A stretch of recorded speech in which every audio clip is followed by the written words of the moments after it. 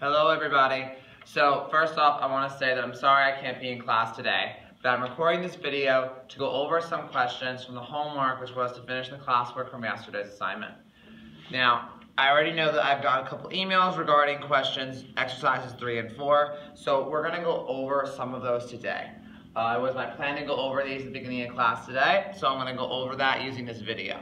Now, exercise 3, we're looking to consider the sequence defined recursively by a sub n is equal to a sub n minus 1 plus 2 times a sub n minus 2. And we are given that a sub 1, the first term, is equal to 0, and that a sub 2, the second term, is equal to 1. So with this sequence, we know that it's recursive. It's recursive because we're saying the term we're looking for is the previous term plus 2 times the two previous terms. So remember how I always go back to that, like sitting in the row in the theater example, like this is seat 1, this is seat 2, seat 3, in row A of the theater. Let's say that seat 3 is a sub n. Then I know that seat 2 is a sub n minus 1 because it's one seat before. And then I know that seat 1 is a sub n minus 2 because it is 2 seats before a sub n. So when we're looking at this sequence, we need to use this recursive sequence based on our two previous terms that we're given. We are also told to find the value of the sum from 4 to 7 of the sequence A. So we want to find the sum of terms 4 through 7, but we're only given terms 1 through 2.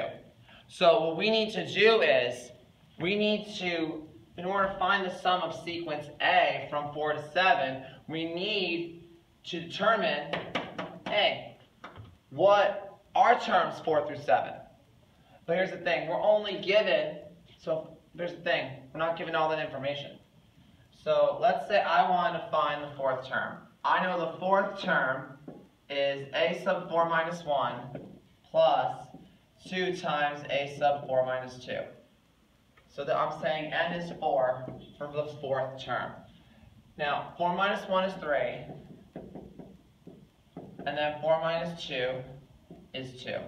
So what this is telling me, the fourth term is the third term plus 2 times the second term. But I do not know the third term. The third term is not given to me. So I need to find the third term. So now I'm going to try and find the third term. Let's say n is 3 now. Now I'm going to do n is 3 in green, that way it's a little more organized.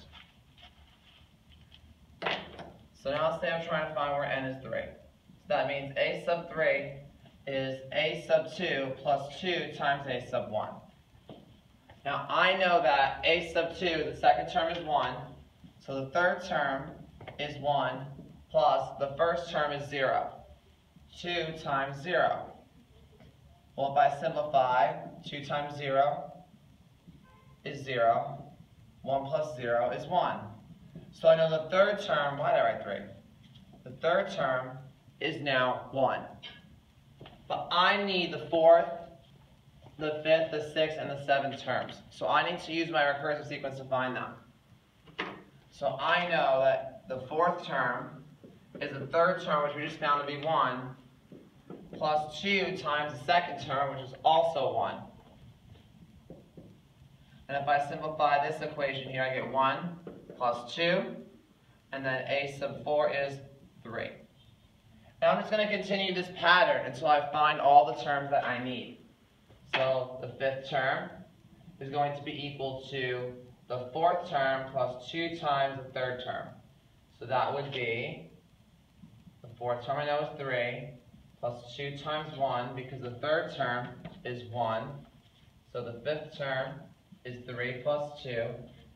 So the fifth term is 5. And I'm going to do the same thing to find the sixth term. So the sixth term is now the fifth term plus 2 times the fourth term. So the sixth term is 5 plus 2 times 3. So 2 times 3 is 6. 5 plus 6 is 11. Then I'm going to do this one more time to get the 7th term. So the 7th term is going to be the 6th term plus 2 times the 5th term.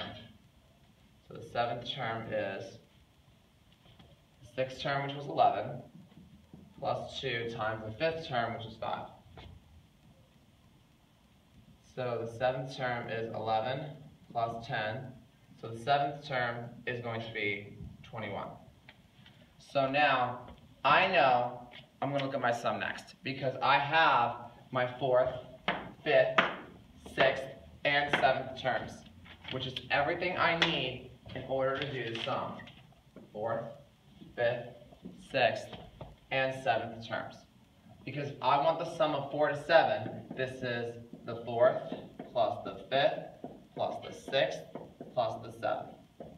So I know the 4th term is 3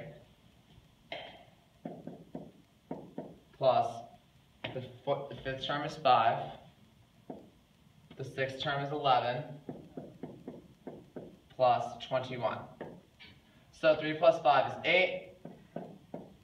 11 plus 21 is 32. So your final answer is going to be 40. So if you want to write the sum of this, if you want to write the series in sigma notation, it's going to be the sum from 4 to 7 of the sequence a sub I is equal to 40 as your final answer. I'm going to make another video as well for exercise 4A.